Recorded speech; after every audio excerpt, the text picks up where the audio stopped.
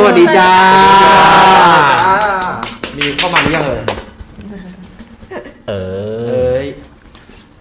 มีคนเข้ามาแล้วนะครับสวัสดีคนดูครับสวัสดีทุกคนค่ะสวัสดีคนดูทุกคนด้วยนะครับเราก็รอคนดูกันสักแป๊บใช่แล้วฮะอ้าวทำไมใส่ชุดนักเรียนไม่อ่านรายกลุ่มใช่ชัวร์เพราะพวกเราเนี่ยแต่งตัวคล้ายกันเป็นชุดปลายเวทจริงมีอะไรอยากจะพูดไหมใครกันแน่ไม่อ่านรายกลุ่มก็4-1นะคิดดูแล้วกันนะทุกคนนะเปิดดูรายตอนนี้เลยมีหลักฐานหรือเปล่ามีตอนนี้เก็บหลักฐานเอาไว้ก่อนสีทึบกันอะไรนี่เขาเป็นใส่ชุดนักเรียนกันวันนี้มันหัวข้ออะไรบอกแล้วอย่าส่งให้ปอจะบอกใครนะอย่าทำแบบนี้นะไม่เขาจำไม่ได้ไม่ใช่ส่งให้ปอยเลยปอยจำได้หัวข้ออะไรหัวข้อก็วันนี้ความทรงจำหัวข้อวันนี้ก็คือว่าความทรงจำในวัยเรียนนะครับงั้นถูกไหมก็ต้องเป็นนักเรียนถูกต้องครับใครถูกธีมที่สุดยกความดีความชอบให้ยกให้อันนี้เป็นวิชาพละทำไมอ่ะเขาบอกว่าความทรงจำใช่แต่เขาไม่ได้บอกย้อนกลับไปในวัยเรียนพูดถูกเขาบอกว่าให้ใส่ชุดสีเข้มอย่าใส่สีขาวแค่สีเดียวอย่าใส่สีขาวแต่มีคนใส่สีขาวมาใครก็ดูใครใครหน้าใครหนอ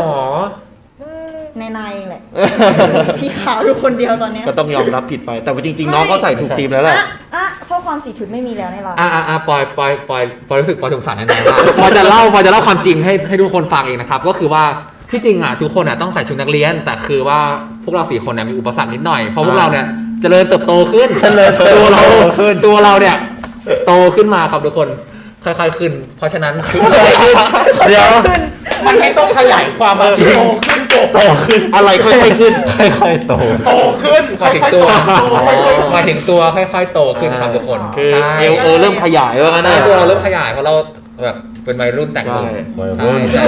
แต่น้องนายยังสามารถใส่ได้ไม่โต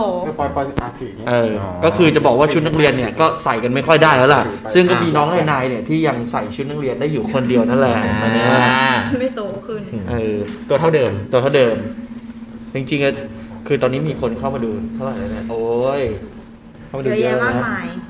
ก็ทักทายกันได้นะครับพิมพ์มาคุยได้สวัสดีนะครับมีใครคิดถึงปอยไหมสวัสดีทุกคนที่เข้ามาใหม่ด้วยนะครับสวัสดีครับวันนี้หัวข้อของเราคืออะไรครับผมความทรงจำในวัยเรียนตอนนี้จะพูดวัยเด็กด้วยวัยเด็กในวัยเรียนก็เหมือนกันตอนนี้วัยเรียนอยู่ในวัยเด็กตอนนี้ผมก็ยังเด็กอยู่ยังไม่อยากแก่ก็เตรียมตัวโทรมาได้นะครับผมใช่ครับที่เบอร์0842036864ครับผมเป๊ะเนี่ยเป๊ะแล้วตาเป็นอย่างนี้เมื่อกี้ตาเป็นอย่างนี้หันไปดูโพสบอกเบอร์ไว้ก่อนครับก็สำหรับใครที่แบบอยากเข้ามาคุยกับเราแบบมาแชร์ประสบการณ์ในวัยเรียนของตัวเองหรืออยากจะถามวันนี้เป็นวันแรกที่พี่อินทัชได้มาร่วมไลฟ์รู้สึกยินดีมากเลยถามความรู้สึกก่อนเดี๋ยวความรู้สึกครั้งแรกรู้สึกดีใจที่ได้กลับมาแบบมาทำงานมาแบบเป็นรายการมาคุยเรียกว่าแบบมาสนุกสนานดีกว่าแล้วได้คุยกับทุกคนด้วยอย่างเงี้ยก็อยากจะแบบว่าให้ทุกคนเนี่ยที่ดูพวกเราอยู่ให้แบบว่าสนุกสนานกับพวกเราไปด้วยในการที่เราแบบมาเล่าเรื่องอะไรอย่างเงี้ยครับพี่สะดวกเล่าเรื่องเลยปะสะดวกเลยเหรอพี่เล่าไปแล้วอย่าเพิ่งพี่ดิงั้นเกินก่อนว่าจริงๆแล้วใช้คำว่าความทรงจำวัยเรียนเนี่ยของแต่ละคนจะไม่เหมือนกันเนาะเพราะว่าเหมือนตรงเนี้ยก็จะแต่ละคนก็ตั้งเรียนกันคนละที่ต่างเรียนเหมือนกันแต่เหมือนเปิ้ลกับปอยอาจจะใกล้ๆกันคล้ายกันใกล้ๆกันเลยเหรอใช่ก็เป็นแบบเป็นโรงเรียนคริสต์เป็นชายล้วนตอนเด็กนี่ก็อาจจะมีว่าแปรผันมาตอนนี่ย้ำเรียนใช่คนเขาเกิดมาคู่กันไม่ถ้าเขาเจอกันเร็วกว่านี้เขาไปเรียนโรงเรียนเดียวกันจุงมือกันไปเรียนจุงมือกินข้าวกลางวันด้วยกันอยู่มหาลัยเดียวกันด้วยนะก็พรหมลิขิตแต่ละคนเป็นไงกันมาบ้างอย่างของผมเนี่ยก็ต้องบอกเกิดมาก่อนว่าเราเป็นเด็กต่างจังหวัดก็ไม่เด็กในนี้คือเด็กกรุงเทพหมดถูกไหมเราก็เป็นเด็กต่างจังหวัดคนเดียวนั่นแหละแล้วเป็นยังไงล่ะเราประสบการณ์ความจำนะครับความทรงจำในวัยเรียนเอาความทรงจำในวัยเรียนว่าตอนเรียนตอนนั้นเป็นยังไงตอนนั้นเป็นยังไงก็ เป็นยังไง เอาที่ เอาที่เล่าได้เด้อ รู้แล้ว มีแบบวีรกรรมอะไรแสบๆไหม รู้สึกตื่นเต้น อ๋อตื่นเต้น ตื่นเต้น เป็นเรื่อง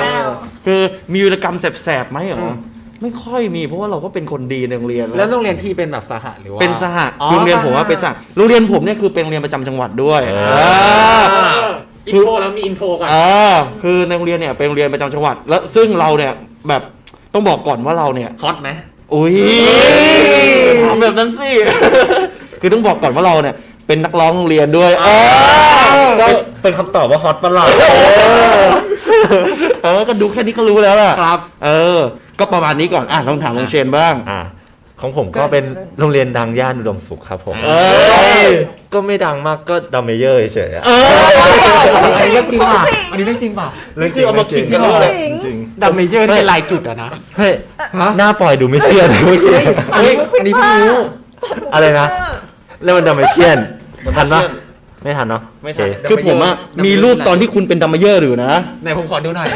คือคนเคยเห็นดูเรื่องหนังจักรวงไหมชุดอะที่มันขึ้นไปอย่างเงี้ย เคยเห็นใช่ไหม ฮะ แบบนั้น เหรอ เสาเล่น แล้ว เสา ของ เล่น คุณ เสาเล่น ของคุณเป็นสหาหรือเป็นไง ผมเป็นสหาครับผม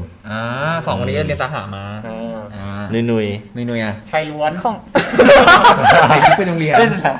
ของนายต้องถามว่าเอาประเทศไหนดีกว่า โกอินเตอร์ เออ โหเด็กนอกพี่ว่า มีออสเตรเลีย า ฝรั่งเศส ไทยแลนด์ อันนี้คือประเทศที่เราเคยไปเรียน ใช่ อ๋อ นี่สปีกอังกฤษเก่งนี่ โอ้ย อย่าส่งอะไรแบบนี้ ไม่ตั้งตัวเลยนะ แล้วความเป็นมาของเราเนี่ยคือยังไงทำไมถึงแบบมีเรียนมาแบบจากประเทศนู้นประเทศนี้ประเทศนั้นต้องการแบบเฮ้ยเปลี่ยนที่เรียนแลกเป็นวัฒนธรรมหรือยัง ตอน ไง นี้คือจริง ๆ มันไม่ได้แบบไม่เหมือนส่วนมากเขาไปต่างประเทศเขาจะแบบแลกเปลี่ยน อ่า แบบว่าไปแบบโรงเรียนที่เขาจะมีแบบเด็กแลกเปลี่ยนตลอดเวลาแต่สำหรับนายคือนายไปอยู่เลยไปโรงเรียนที่แบบไม่ได้มีเด็กแลกเปลี่ยนคือเป็นโรงเรียนแบบตามจังหวัดนั้นๆเลยใช่เพราะว่าไปอยู่ที่นู่นแบบไปอยู่เลยอะแบบมีบ้านที่ออสเตรเลีย4 ปีฝรั่งเศสอีก2 ปีแล้วก็กลับมาที่ไทยใช่แต่ก่อนห ที่ นั้าน ไทยคือหลังสุดเหรอ ใช่ก่อนอันแรกเลยก็คืออยู่ไทยก่อนถึง10 ขวบแล้วก็ย้ายไปออสเตรเลียแล้วก็ไปฝรั่งเศสต่อแล้วค่อยกลับมาไทย ภาษาต่างกันไหมออสเตรเลียฝรั่งเศส ต่าง ต่างกันเลยใช่ไหมไม่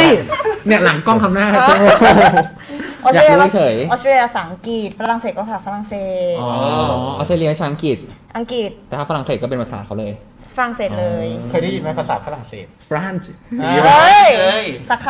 ำ เก็บไว้ก่อนตาปอยดีกว่าทุกคน อ๋อ ก็ของปอยนะครับของปอยก็เรียนที่โรงเรียนเอกชนชื่อดังย่านสามเสนนะครับพูดแค่นี้ก็น่าจะมีคนรู้เนาะก็ปอยเนี่ยเรียนตั้งแต่ป .1 ถึงม .6 ที่โรงเรียนนั้นเลยนะครับก็เป็นโรงเรียนชายล้วนนะครับทุกคน ใช่ล้วน ล้วนเลยชายล้วนเลยไม่มีผู้หญิงเลยครับก็ ไม่มีรอเรือจ้ะ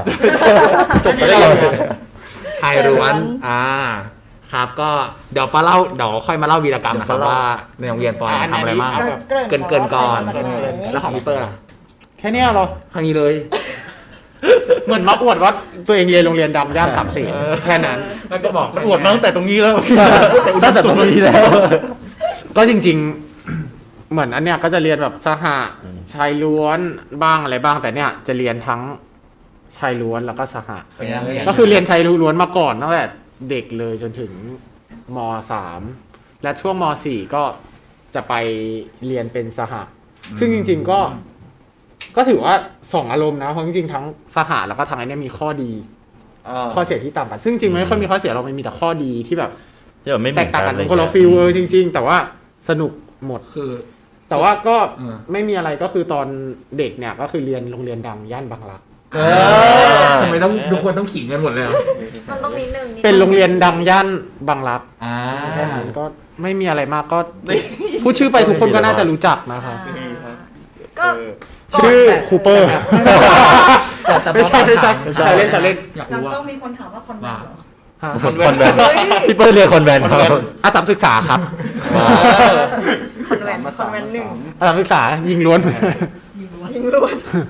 ไม่เรียน อยากรับสายแรกกันนะ พูด อ๋อปอยมีคำถามครับก่อนรับสายแรกก็คือว่าปอยอยากจะรู้ว่าแบบความแตกต่างระหว่างชายล้วนกับมี ชายล้วน ชาย ล้วน เอาใหม่ ชายล้วน อ่า ชายล้วน ล้วน ชายล้วนชายล้วน เอาลิ้นออกมา ล้วน ดึงลิ้นมันออกมาหน่อยดิเอาแม่ออก คำที่ต้องควบไม่ควบที่แค่ควบใส่ร้วน ชายล้วน เออ กับสหะเนี่ยแต่มีความแตกต่างกันไหมอยากรู้เพราะปอยส่วนตัวปอยเรียนแบบชายล้วนตั้งแต่ป .1 ถึงม .6 เลยก็มีความอยากจะแบบไปเรียนสหะเหมือนกันแต่ไม่มีโอกาสได้ไปเรียน ความแตกต่างของชายล้วนกับสหก็คือ อยากจะพูดอะไร ชายล้วนมีแต่ผู้ชายสหก็มีทั้งผู้หญิงผู้ชายนี่คือความต่าง เฮ้ยแล้วความรู้สึกอะไรแบบอย่างเงี้ยไม่มีอะไรเลยเหรอ มันก็คือโรงเรียนนะปอย โอเค มันก็คือโรงเรียนอะปอย เรา อยก เรา อะไรหอปล่ ไม่เราไปอ่ะเพื่อที่เราจะไปเรียนหนังสือ ไม่ใช่เพราะอย่างปอยน่ะของปอยคือจบม .6 แล้วเนี่ยพอปอยไปคุยกับผู้หญิงหรือแบบเพศตรงข้ามอย่างเงี้ยเพื่อนปอยบางคนที่เป็นผู้ชายแล้วว่าเรียนชายล้วนอย่างเงี้ยก็จะมีปัญหาแบบว่าคุยกับผู้หญิงไม่ค่อยเป็นอะไรอย่างเงี้ย ไม่ คือ ส่วน ผู้หญิงไม่ค่อย ส่วน เป็น ส่วนตัว จริงๆ อันเนี้ยต้องบอกก่อนว่าส่วนตัวไอ้ตรงเนี้ยมีเคยคุยกับเพื่อนๆหรือว่าอะไรเงี้ยส่วนตัวรู้สึกว่าผู้ชายจะไม่ค่อยมีปัญหา จะมีปัญหาคือผู้หญิงที่เรียนหญิงล้วน จริงเหรอ แล้วพอต้องไปคุยกับผู้ชายเขาเหมือนพี่สาวพี่อ่ะจะแอนตี้โดยการ อ่าฮะ ถ้าไปเรียนพิเศษหรือเรียนอะไรก็แล้วแต่แล้วครูผู้ชายเป็นคนสอนเขาจะไม่อยากเรียน อืม เขาจะรู้สึกว่า ไม่ค่อยอยากแบบ เหมือนกลัวที่จะแบบ อ่า ไม่เปิดใจที่จะไป คือที่เห็นนะ เพื่อนเราเนี่ยเรียนแบบชายล้วนมาเว้ยแบบเรียนอัสสัมชัญเนี้ย อืม ค่อนข้างจะรักกันมากเลย ใช่ พวกชายล้วนเนี่ยจะรักกันมากแล้วแบบเป็น อ่า กลุ่มที่ใหญ่มาก ซึ่งต่างจากแบบบ้านเราเนี่ยบ้านเราแบบ no call break คือตอนเนี้ยมีคนรออยู่ในสาย อ๋อโอเค เหรอ เดี๋ยว เขา ค่อย รอเราค่อยกลับ มี มา คนรอในสายงั้นรอสักครู่นะครับต่อมารับสายก่อนรับสายก่อน สวัสดีครับ สวัสดีค่ะ สวัสดีครับ ฮัลโหล สวัสดีจ้า สวัสดีค่ะ สวัสดีครับ ชื่อคุณอะไรครับ ชื่อพี่กิ๊กค่ะ เฮ้ย โอ้ยโทรมาไวนะเนี่ยโทรมาไวมากเลย แซวอ่ะ คนแรก ซว สายแรกของเราเปิดประเดิม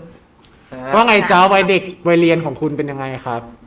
แป๊บนึงมันนานมากแล้วอ่ะ ขอต้องดึงก่อน นานขนาดนั้น นานมากเลยเหรอ เอาจริงๆหนูอยากฟังวีรกรรมหรือหนูอยากฟังเรื่องดีๆหนูอยากฟังเรื่องดราม่าหรืออะไรอีกไหมคะ เอา มีดราม่าด้วย เอาที่อยากเล่าดีกว่า เอาถามเป็นหัว เอา ข้อ ที่ เขา สะ ดี ด ก วก ว่า เอาที่สะดวกจะเล่า ที่จะเอาเป็นแบบแกล้งเพื่อนละกันเพราะว่า ได้ เราโทรมาหาบ้านลิงใช่ปะ ครับผม จริงๆอ่ะพี่อะโทรไปแล้วอีพีครั้งแรกพี่เปอร์ ครั อะ บ ก็รู้วีรกรรมพี่ไปแล้วรอบนึง ครับ จำได้เปล่าพี่เปอร์ จำได้จ้า มีการถาม โอเค เรื่องเนี้ยคือตอนอนุบาล อุ๊ยจำได้ด้วยเหรออนุบาลเนี่ย ย้อนไปนานอยู่นะครับ ไกลมาก ที่เป็นที่กินปลาเยอะ กินปลาเยอะ ก็คือตอนอนุบาลน่ะพี่เลือกโรงเรียนที่มันมีสระว่ายน้ำผมเป็นคนชอบว่ายน้ ครับ ำแล้วคราวนี้ที่โรงเรียนมันก็จะมีสไลเดอร์สูงๆแล้วเราเป็นคนชอบเล่น คราวนี้อ่ะมันจะมีเพื่อนคนหนึ่งที่เขาอ่ะกลัว กลัวสไลเดอร์ อ่ะการแบบสไลเดอร์น้ำอะไรอย่างเงี้ย เพื่อนคือเพื่อนกลัวสไลเดอร์ใช่ไหมหรือกลัวเรา อันนี้แก นั่นแหละเราก็ไม่รู้ไง อ๋อ แต่กลัวเรา แล้วก็คราวนี้อ่ะเราอ่ะจะต้องเล่นสไลเดอร์หลังเขา ครับ แต่เขาอ่ะคือเขาก็กลัวไง เราก็เลยจัดการส่งเขาลงไปอ่ะ อ๋อ โดยการขับ ผับ ถีบ ทีมพูดให้ดูดีนะเมื่อกี้ เราก็ถีบแต่ว่าครูอ่ะไม่เห็น ครั้งแรกถีบอ่อนครั้งแรก แล้วหลังจากนั้นก็มีถีบเราก็ได้อยู่กับเขาอีก แล้วเพื่อนยังคบอยู่ไหมครับทุกวันนี้เพื่อนคนนั้นที่โดนถีบหยอก จ้า อาถา จ้า แล้วก็แต่ที่กระดักกว่านั้นน่ะก็คือว่า เราอ่ะด้วยความที่มันหลายครั้ง เราก็เลยหมั่นไส้เพื่อนมาก ครับ วันนั้นเพื่อนก็ยืนอยู่ริมสระวอร์มอยู่ เราก็หมั่นไส้มากเลยคราวนี้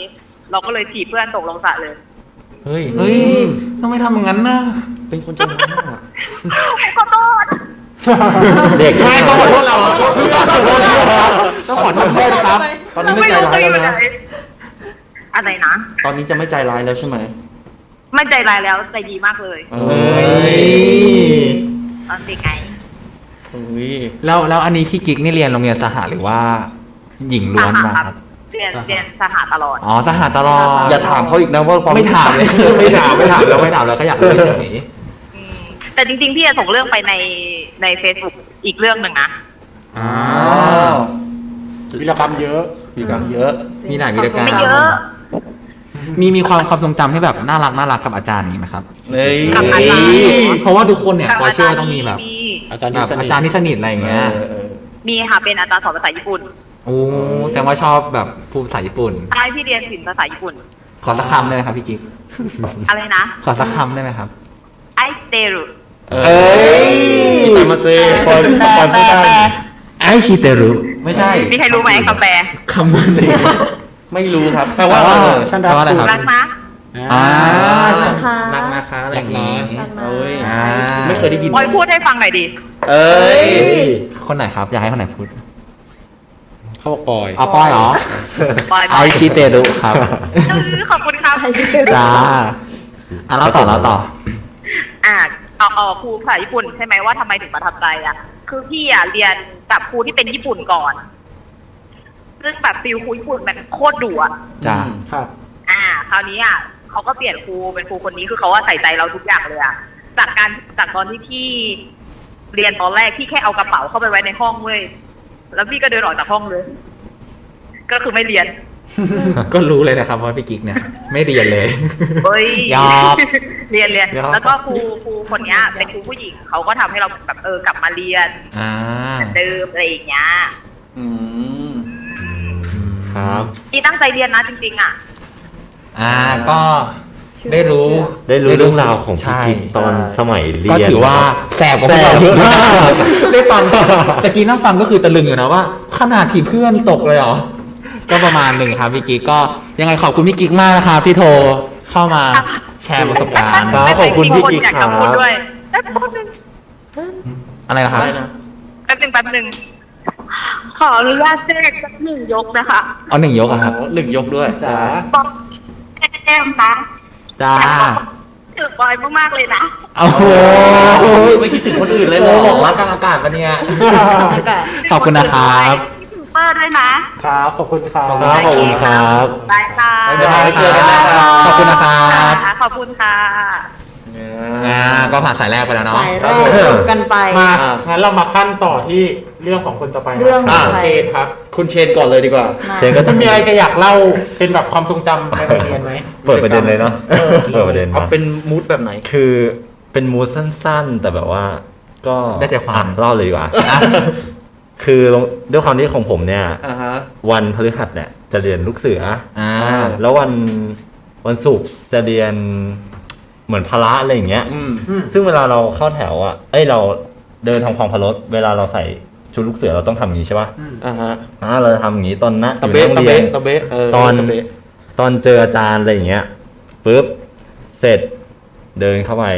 แต่วันนั้นน่ะไม่ใช่วันพฤหัสเป็นวันศุกร์ วันศุกร์ เดินเข้าไปเสร็จทำท่านั้นปุ๊บเราก็รีบแบบเอาลงมาเว้ยเราก็แบบเฮ้ย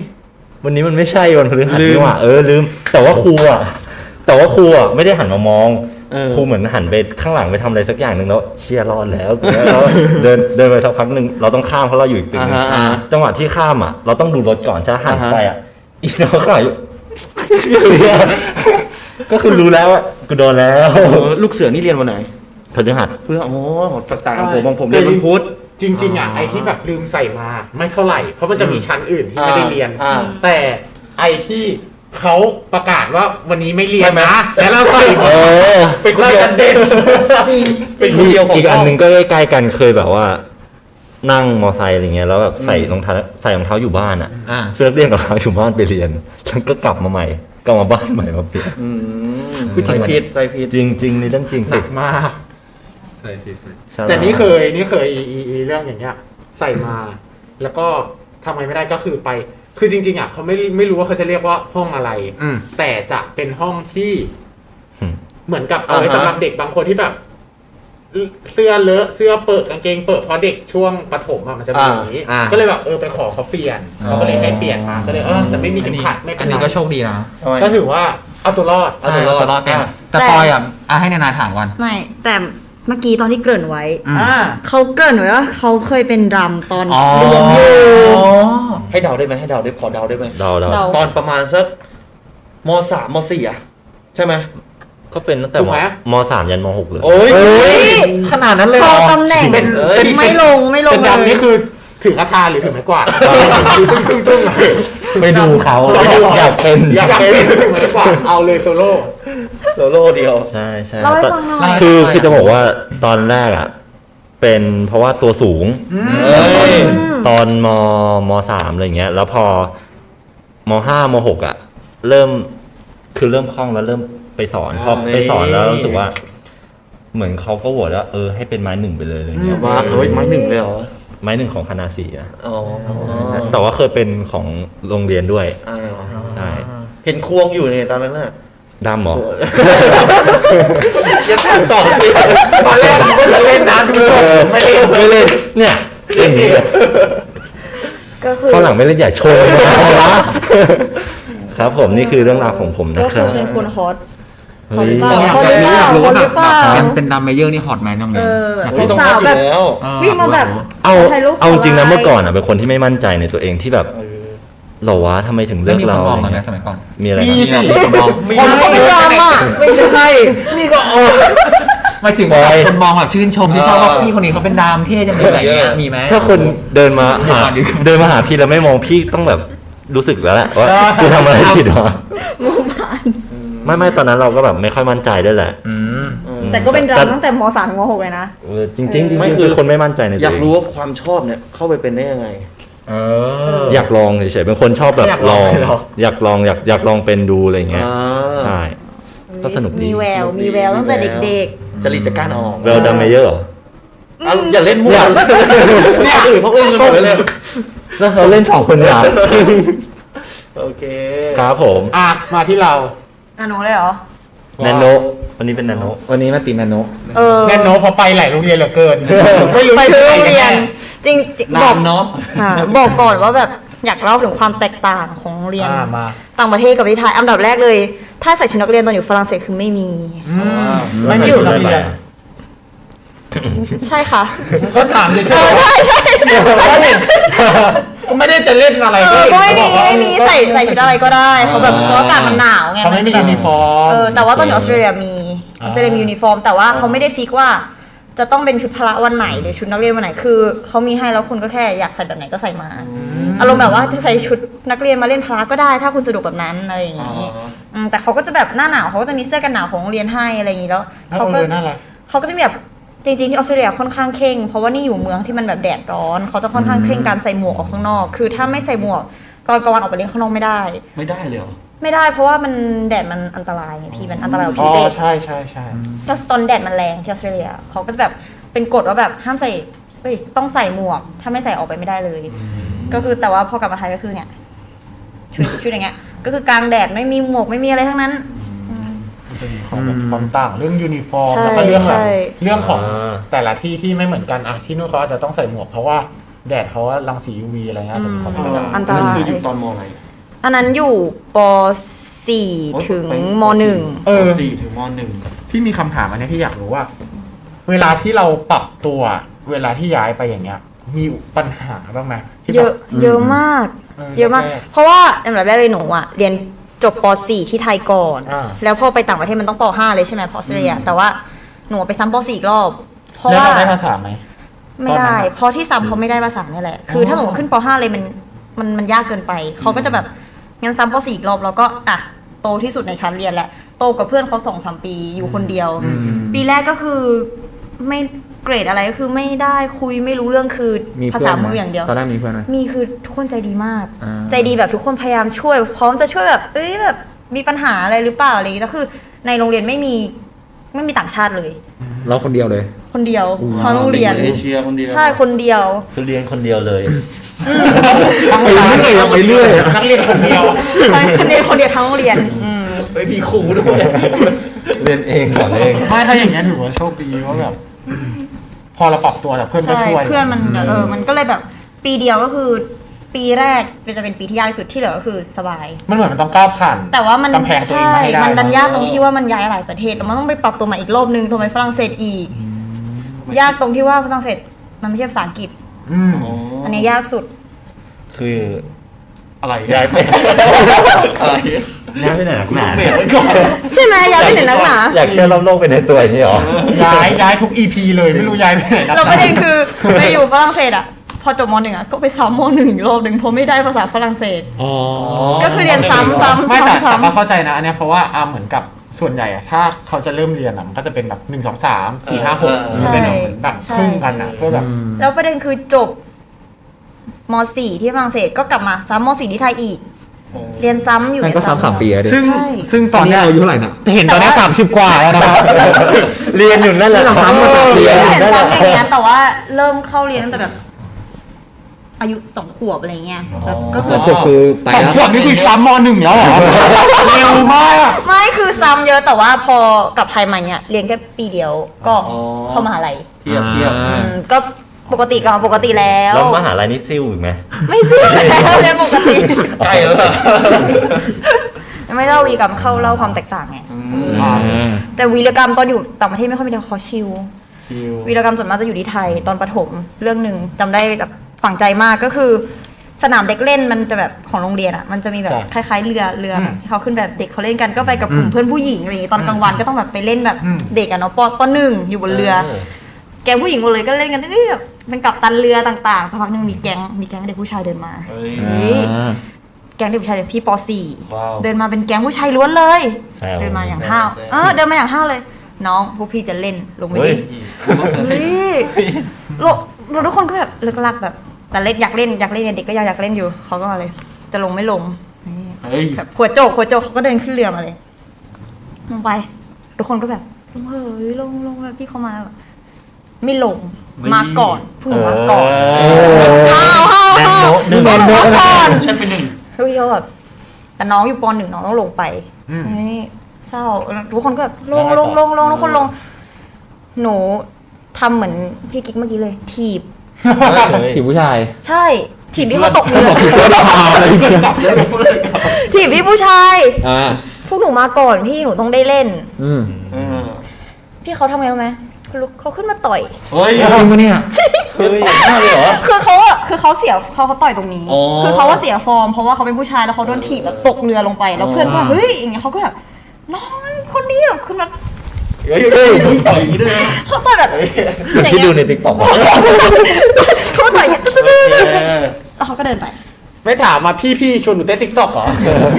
ตอนนั้นยังไม่มีติ๊กต็อก นี่ก็เป็นวีรกรรม ตอนหนึ่ง วีรกรรมก็ถือว่าแบบเปรี้ยวพอตัว เปรี้ยวเลย อ่ะตอนนี้ สาย มี เข้า คน สาย เข้าอีกแล้ว ครับผมเรามารับสายกันดี รับ กว่า สายสวัสดีจ้า สวัสดีครับ สวัสดีค่ะ สวัสดีครับ ครับผม ชื่ออะไร เฮ้ย ชื่ออะไร นี่ ครับ เป็นผู้ชายถ่ายได้เลยปะ ครับ ครับชื่ออะไรครับ ชื่อแบ็คแฮมครับผม อุ้ยแบงค์ เบคแฮม เป็นนักบอลเหรอครับเนี่ย ใจนะ อันนี้ชื่อจริงๆป่ะครับ ชื่อจริง ๆ หรือว่า ชื่อจริงๆครับ อ๋อ ชื่อจริงชื่อแบ็คแฮม ชื่อจริงๆชื่อแบ็คแฮม ชื่อเท่ ชื่อ ว่ะ เท่มาก พี่เบคแฮม อันนี้พี่แบ็คแฮมอายุเท่าไหร่ครับ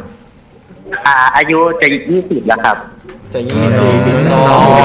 เลยครับผม สวัสดีครับน้องแบ็คแฮม เบคแฮม แบ็คแฮมนี่เป็นลูกครึ่งหรือเปล่าฮะชื่อแบ็คแฮม คนไทยแท้ครับ คนนะฮะแต่ว่าชอบเตะบอลอะไรอย่างงี้ใช่ไหมครับ ก็คือก็ประมาณอยู่ในยุคเดวิด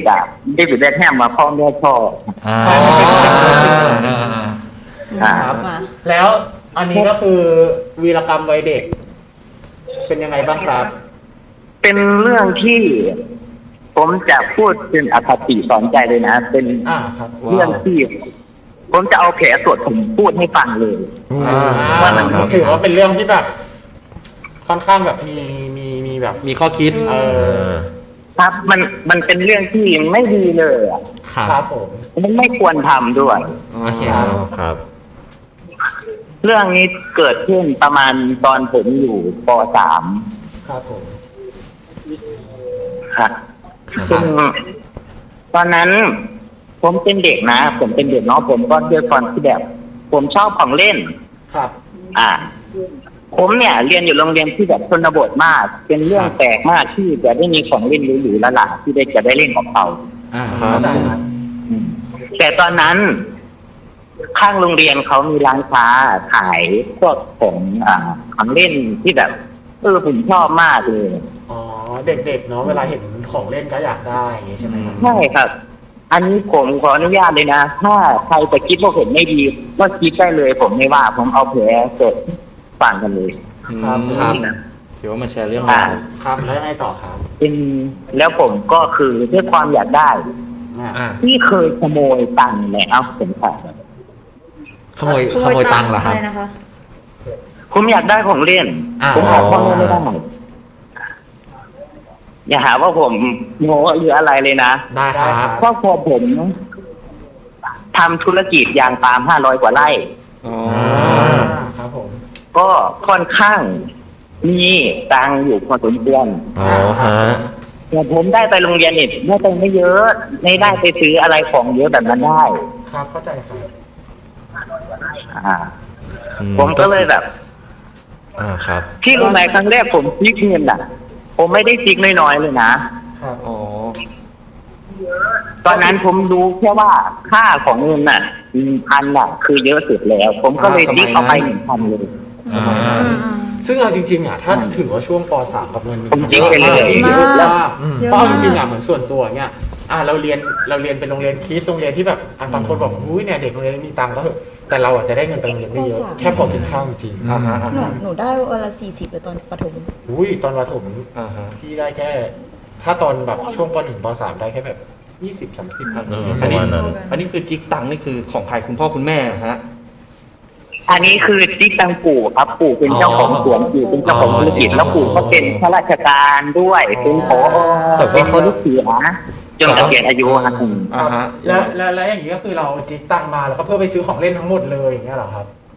ใช่ครับแล้วคือผมไม่รู้ค่าของเงินเพื่อนขอผมก็ให้ อ๋อ ก็คือวัยเด็ก อ่าเข้าใจเข้าใจ แล้ว นั่นไม่ใช่ครั้งแรกและครั้งสุดท้าย ครับ เข้าใจครับ อืม ด้วยความที่ผมซื้อของเล่นกับป้าแกบ่อยขึ้น ให้นามแกว่าป้าเจนนะครับ ผม อืม ผมก็ซื้อจนสนิทกับแก อ่า ผมเลยขโมยเยอะขึ้นจาก1,000 ถึง 5,000 โอ้ ถือว่าเยอะมากแต่เข้าใจแหละว่าพอวัยเด็กพอบางอย่างที่เรา มัน แบบ อยากได้ แต่ว่า ก็จะหาวิธี อืม แล้วบางทีมัน อันนี้ต้องบอกก่อนนะ บอกทุกคนที่ดูอยู่เลยว่าประสบการณ์วัยเด็กอ่ะมันคือเหมือนเป็นประสบการณ์วัยเรียนหรือวัยเด็กเนี่ยมันเป็นประสบการณ์ที่แบบเฮ้ยเราผ่านมาแล้วมันอาจจะมีทั้งดีและไม่ดี เป็นแบบ แต่ณวันนี้เราแบบ บทเรียนที่เรา ใช่มันเป็นบทเรียนแล้วก็ ครับ เป็นหลายๆอย่างบางทีอาจจะไม่ต้องทำตามเขาหรอกแต่บางทีเราฟังแล้วเราก็ ฟังเป็นบทเรียน ใช่มันเก็บไว้เป็นบทเรียนหรือว่า เก็บมาเรียนรู้ได้ ก็พี่แบ็คแฮมเขาเล่าประสบการณ์ให้ฟัง ครับ แล้วพี่แบ็คแฮมมีแบบประสบการณ์แบบสนุกในวัยเด็กหรือแบบแสบๆวัยซ่าในวัยเด็กนี้ไหมครับ เดี๋ยวครับเรื่องยังไม่จบ อ๋อยังไม่จบ เฮ้ยยังไม่จบฮะ โอเคขอโทษครับขอโทษครับ ยังไม่ถึงจุดจบครับ อ๋อยังไม่ถึงจุดจบต่อครับพี่ ต่อเลยครับ ผมขโมยมาเรื่อยๆจนเริ่มสนิทกับป้าแกจนผมนับถือว่าแกเป็นแม่เลี้ยงคนหนึงเลย ผมให้เงิน หลังจากนั้นเอาเล่ากลับมาในโรงเรียนก็คือ เพื่อนขอตังค์ผมให้ ครับ ตอนนั้นผมเข้าไปอยู่ในห้องปู่ก็คือไปนอน หลังจากปู่หลับผมถึงกระทิก ก็คือผมจำได้ว่า มันเป็นปึกของธนาคารอะไรนะธนาคารมันจะห่อด้วยสีเหลือง ได้ครับ ๆนั่นแหละ ผมก็เริ่มคิดว่าเฮ้ยมันเยอะว่ะมัน10 ใบแม่งเลย เท่าไหร่ฮะ คือมีเยอะแล้วก็เลยยิ่งคือนึกออกว่ากล่อง แบงค์พัน ยิ่งเยอะก็เลยยิ่งจิกเยอะ เพราะว่ามันมีเยอะก็ยิ่งจิบมาบ้างไม่เป็นไรไม่มีใครรู้หรอก แล้วอันเนี้ยครับ แบงค์พัน10 ใบ ผมติ๊กเลย โอ้ ก็เป็นหมื่น ถือว่าเยอะมาก อ่ะ เลย อันเนี้ยขอถามหนะครับ แล้วอันเนี้ยหลังจากที่เราเนี่ย มีการจิกเงินไว้ซื้อของหรือเอาไปให้เพื่อนหรืออะไรอย่างนี้แล้วอ่ะเรื่องตรงเนี้ยทำไมถึงทำให้เราหยุดได้ อะไรที่ทำ ยังไม่ ให้ จ เรา บ รู้สึกแบบ ยังไม่ถึงจุดจบ ยัง อ๋อยังไม่ถึงจุดจบ ยังไม่ถึง เล่าต่อเลยครับให้เราฟังหน่อย ยังไม่ถึง มีภาคต่อ หลายภาค ผม ไม่ ซีรีส์ มาตอนนั้นป .3 แล้ว ครับ ผมรู้สึกว่าการที่อยู่ชนบทมันเป็นอะไรที่แบบ มันแกล้งกันมันตีกันมันเหมือนแบบนี่เกี่ยวละครอะพี่ครับ มันเด็กเนาะทุกที่มันก็ไม่ได้ดีอะไร มันก็ตีกันอะไรบ้าง อ่าฮะไว้ ผมด้วยความก็มีคนแกล้ง ผมก็เกลียดที่รู้ไหมผมจ้างนักเรียนในโรงเรียนอ่ะผมจ้างตีเลย มันจะเอาเท่าไหร่ผมให้ อืม นี่อันนี้ถือว่า และ แสบ คือ สุดในสายเลยที่โทรมาแสบ แล้ว สุ คื ด อ การบ้านผมก็ไม่ทำผมจ้างเพื่อนทำทีละ1,000-2,000 ว้าว โอ้โหเสียดายนะไม่ได้อยู่ เพื่อนอยากได้อะไร ผมซื้อให้ เพื่อนเรียกผมว่าเสีย ว้าว อันนี้เรียกเสียงแต่ปออะไรฮะ ป .4 ครับ โอ้โห เสียแบ็คแฮม โคตรท่ เรื่อง ชื่อ เรื่องของเรื่องคือ ผมเริ่มสนิทกับแม่เลี้ยงคนนี้มากขึ้นครอบครัวรับรู้ว่าผมสนิทกับแก ครับ ก็คือทีเนี้ยผมขอพูดเลยผมอยู่เมืองอุบลนะ อุบล อยู่ในถิ่นธุรกันดารที่ก็แปลกมากที่จะได้เข้าเมืองต่อหนึ่งครั้ง อืม ผมเริ่มเข้าเมืองกับป้าแกผมรู้สึกว่าผมรักป้าแก ครับ แกไม่มีลูก แต่แกก็มีสามีของแก ครับ อ๋อป้าแกก็ป้าแกก็ถามว่าเอาเงินมาจากไหน ครับ ผมก็บอกว่าเป็นเงินของผมเอง โอ้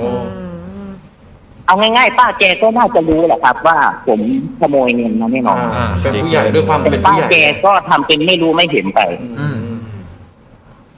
ครอบครัวรับรู้ครับว่าผมสนิทกับป้าคนนี้มาก ครับ ครับ ไหนๆไปกันอาทิตย์หนึ่งผมจะเข้าเมืองกับแกและผมจะจิกเงินอาทิตย์ละ50,000 บาท โอ้ และอันนี้คือที่บ้านก็คือแบบปู่หรืออะไรเงี้ยก็ไม่ได้มีสงสัยหรืออะไรเลยเหรอครับ ผมไม่รู้ว่าปู่สงสัยไหมแต่ไม่มีใครรู้สำหรับผมว่าเขาไม่รู้ อืม ครับ ถ้าเป็นแม่ผมนะบาทเดียวก็ไม่ให้ เฮ้ย นี่คิดดูสิ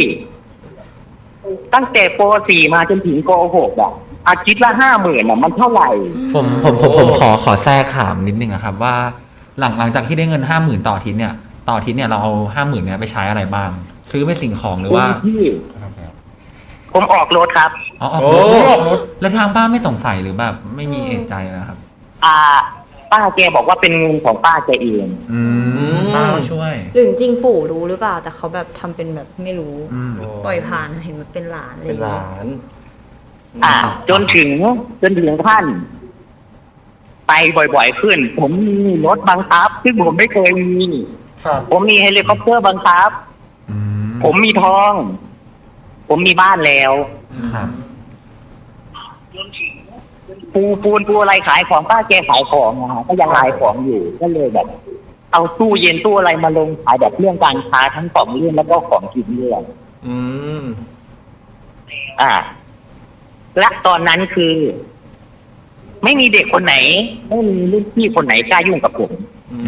ม เพราะป้าแกก็อยู่ข้างโรงเรียนถ้ามีเรื่องอะไรป้าแกจะเข้ามาจัดการผม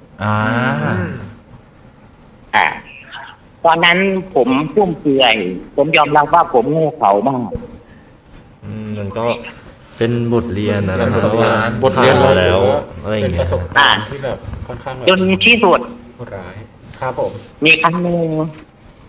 ปู่ก็เลย ให้ย่ากับพ่อมารับผมที่โรงเรียน ที่โรงเรียน มารับผมที่โรงเรียน ครับ ผมนี่ดีใจมากเลยปกติผมขับรถของโรงเรียน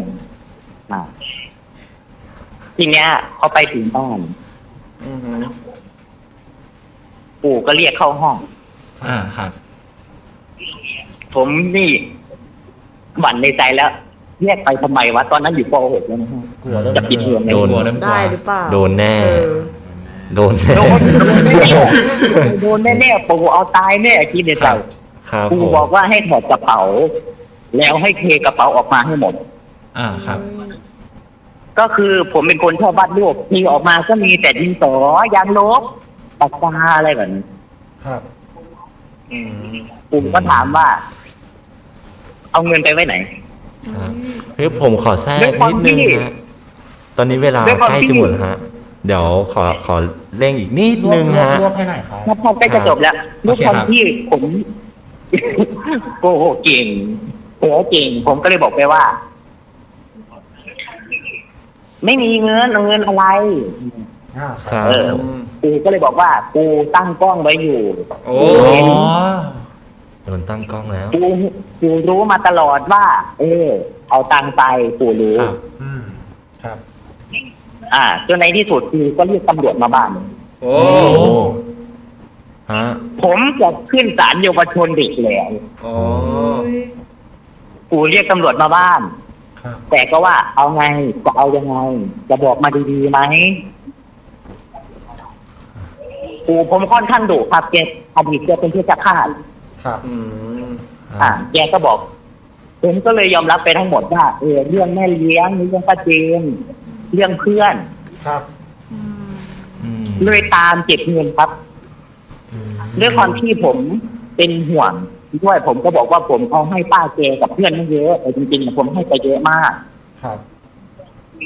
จนปู่ก็แบบว่าโอเคย้ายโรงเรียน อืม ครับ ส่งผมเข้ามาเรียนในเมืองแกเป็นครูเนาะแกก็เลยแบบมีลูกน้องลูกอะไรแกก็มีแกก็ปล่อยให้ผมดูครูก็เป็นรุ่นน้องก็เลยให้ผมดูตลอด ครับ ผอก็เป็นรุ่นน้องแก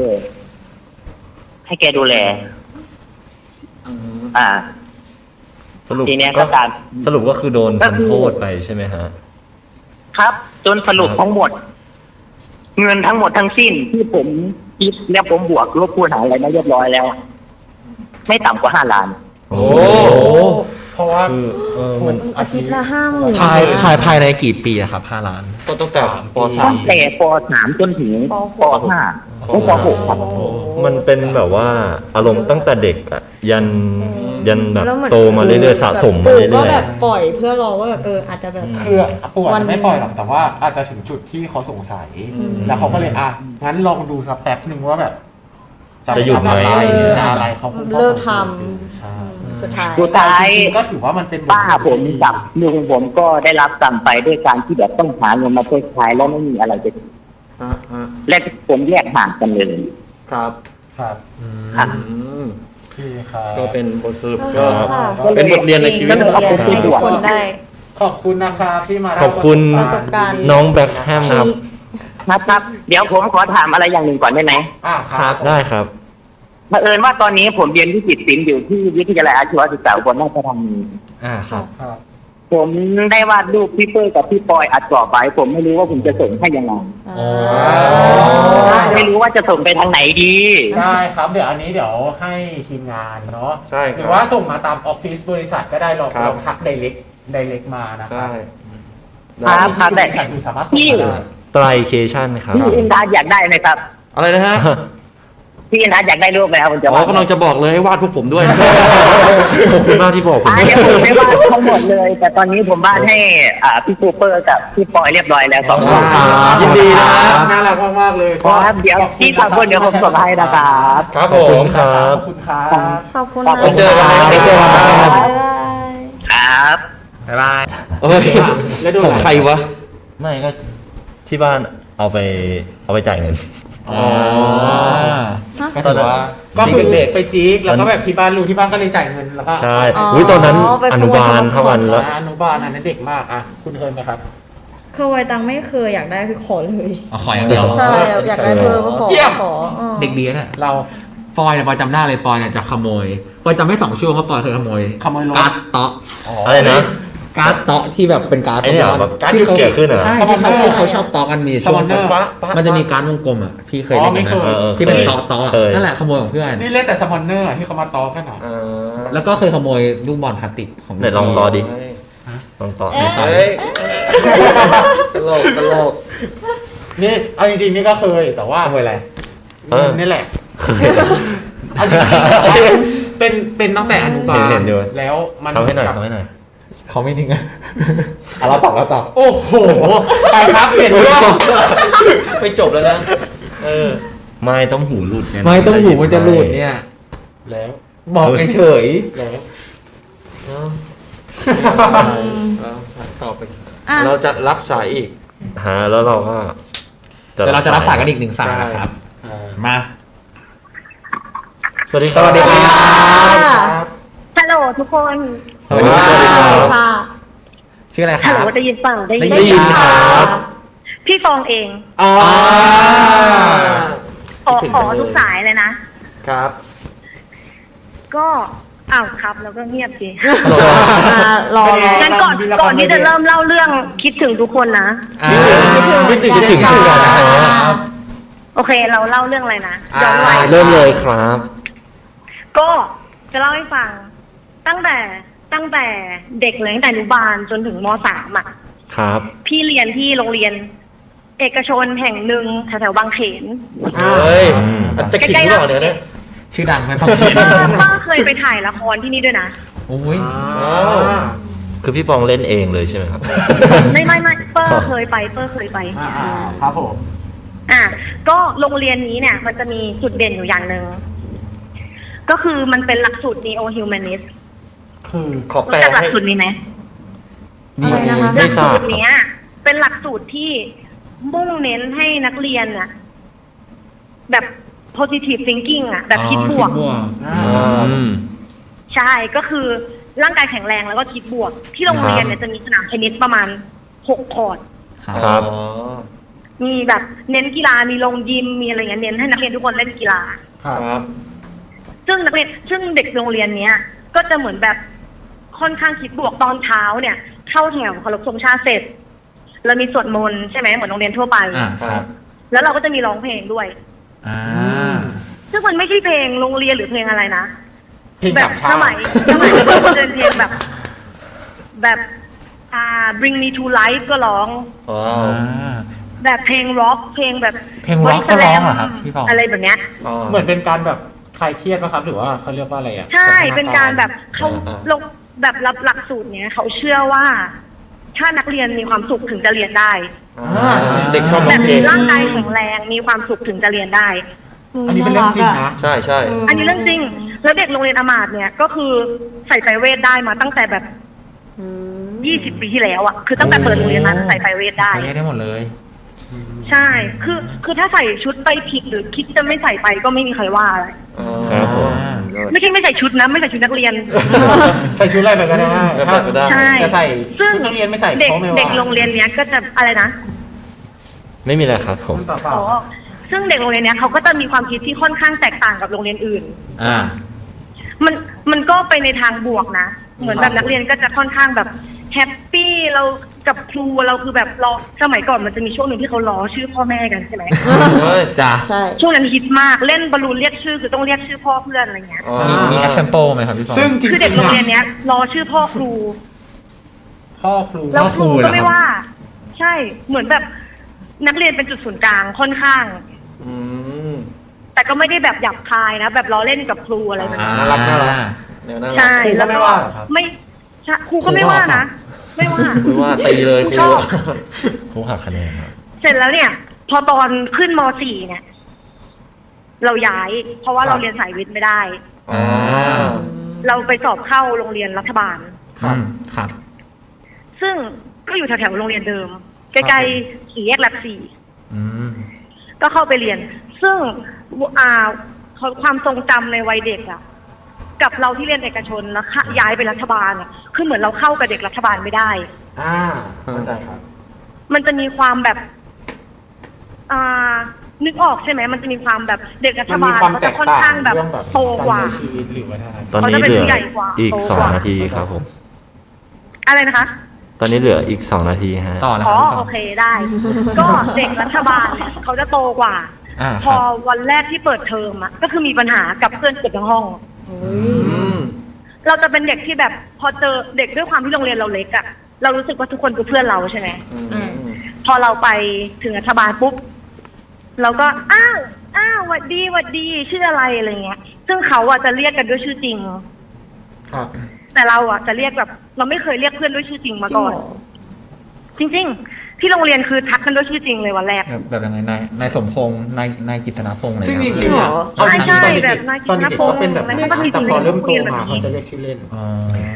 พอเริ่มสนิทเขาถึงจะเริ่มเรียกชื่อเล่น ครับ อะไรประมาณนั้น ครับ ซึ่งเปิดไปเนี่ย มีปัญหากับเพื่อนคนหนึ่ง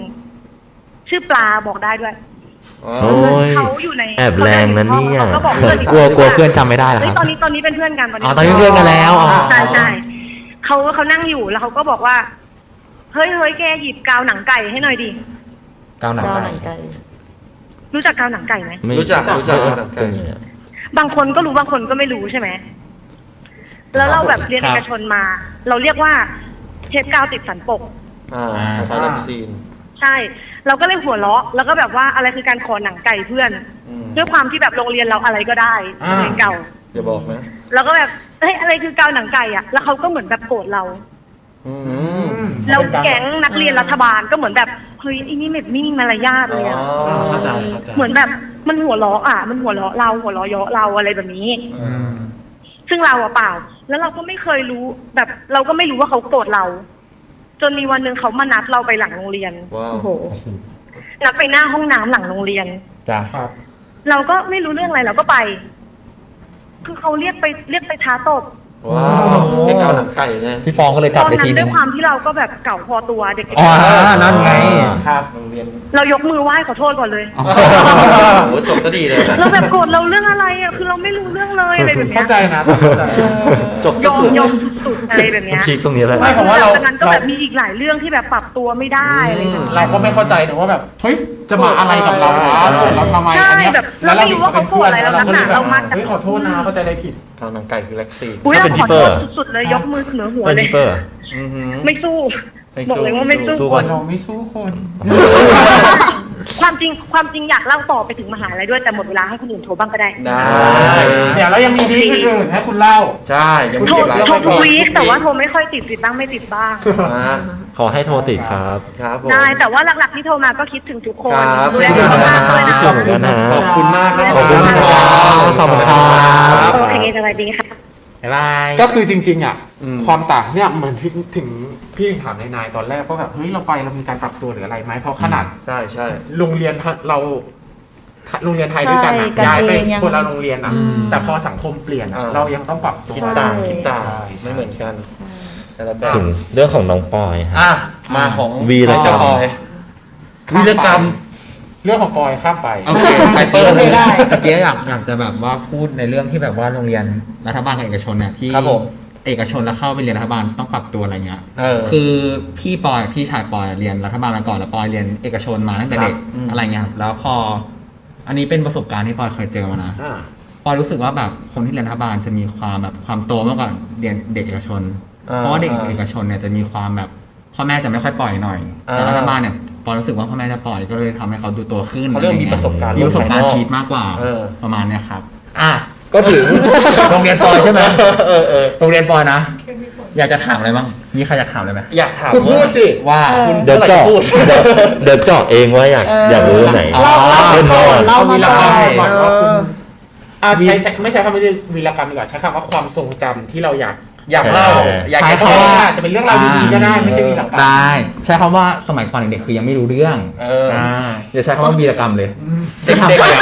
ที่ทำไปอ่ะคือยังไม่รู้เรื่อง ๆเด็กๆนี่คือเมื่อไหร่บอกด้วย เด็กๆก็คือแบบวัยเรียนนะครับเด็กๆ ประมาณ ตอน นั้นค นี้ รับ ไม่เรียนแล้วไง ไม่ ตอนนี้ คือ วัยเรียน มหาลัไงตอนนี้ก็คือเริ่มโต อายุเท่าไหร่ตอน แล้ นั้ วน ก็มหาลัยเขาเรียกว่าเรียนเปล่า เรียนแต่แบบเรียนมหาลัยเรียนแบบโตๆไง ตีเลยตีเลยตีเลยตีเลยไปตีข้างหลังแล้ว ใช่ก็ เด็กก็เมื่อกี้หลังไมค์ก็คือ บอกว่าตอนนี้ บ ก็ อก ไม่ มา รู้ ตอน เรื่อง นี้ก็ไม่รู้เรื่องต่อ ครับก็ของปอเรียนเอกชนมาตั้งเด็กนะก็มีเรื่องหนึ่งเลยที่ปอยังจำตราตึงใจมาถึงตอนนี้ ตลาดจริงใจ หยุด ตลาด หยุดกันโอเค ตลาด ต้องบอกก่อนว่า ต่อ ตั้งแต่เกิดมาเนี่ยปอยแบบประสบอุบัติเหตุเนี่ยคือแบบน้อยมากแทบจะไม่เคยมีเลย ครับ แต่อยู่โรงเรียนเนี่ยปอมีอุบัติเหตุครั้งหนึ่งที่ใหญ่มากแล้วก็ จำได้ จำได้ตึงใจเลย ตึงใจไม่ตา ครับก็ตอนนั้นอ่ะปออยู่ประมาณมสี่ เออ แล้วก็เป็นค่าพละ เด็ก ค่าพละ อ้วน ปอยตอนนั้นก็มาอ้วนๆหน่อยอะแต่ตุ้ยนุ้ยอะไรอย่างเงี้ย เออ ก็ตอนนั้นไปเรียนวิชาพละกับเพื่อนอะไรอย่างเงี้ยครับแล้วก็ตอนนั้นเรียนตะกร้อเนี่ยพี่นึกถึงภาพตะกร้อนะ เป็นรูป มันจะ เป็นรู มี ป ไม่นึกถึงสนามที่เตะตะกร้ออ อ มันจะมีเน็ตใช่ไหมเน็ตแล้วมันจะมีเสาตั้งอยู่ตรงนี้ ครับ เป็นคนละฝั่งเหมือนวอลเลย์ของพี่อะนั่นแหละ ของพี่อ่ะของพี่อ่ะ แล้ววันนั้นอ่ะคืออาจารย์ปอยยังไม่ได้เข้ามาสอน แล้วปอยอ่ะก็วิ่งเล่นกับเพื่อนแหละวิ่งไล่จับหรือแบบเล่นวิ่งแปะแข็งอะไรจำไม่ได้แล้วแต่วิ่งไล่อะไรสักอย่างนั่นแหละแล้วปอยอ่ะต้องไปไล่จับเพื่อน แล้วซึ่งตัวปอยเนี่ยเป็นเด็กที่ซุ่มซ่ามตั้งแต่เด็กคือแบบเป็นเด็กแบบโกโก้อยู่แล้ว แล้ว ไม่ได้มองทาง วิ่งเข้าไปเลยครับ วิ่งมุ่งไปเลยครับ ไปชนเสาที่ตรงขึ้นที่เป็นตรงเน็ตอ่ะ เป็นเล็ก ใช่ตรงเป็นเลยหน้าบอยเข้าไปเต็มๆเลย ปอย แล้ว ปอยมันเป็นอะไรกับเสาเสาตั้งแต่เด็กเลย ไม่ปอยชนเสาปุ๊บหลังจากนั้นก็คือว่าตัวปอยชาหมดเลย ไม่รู้สึกอะไรเลย รู้สึกแค่อย่างเดียวคือฟันข้างหน้า มันหลุดไปครึ่งหนึ่ง อันนี้เรื่องจริงทุกคน อันนี้ไม่ได้มาล้อเล่น ฟัน แล้วไง ล ต่ ม อ เหรอ อันเนี้ยถ้าไม่ได้ใส่แมสบายถอดให้ดูเรา แต่คือว่าของปอยอ่ะ ฟันปอยมันยังไม่ได้หัก แต่แค่มันหลุดไปครึ่งหนึ่ง ฟัน ไม่ได้ นึกออกไหมนึกออกไหม เข้าใจ ฟันปลอมเหรอ ก็คือฟันเราเป็นอย่างนี้ใช่ไหมมันหักไปอย่างนี้ ใช่ มัน ถูกปะ บิดไปมันแต่มันก็เกือบจะหักแล้วอะหลังจากนั้นก็ค่อยไปให้หมอต่อให้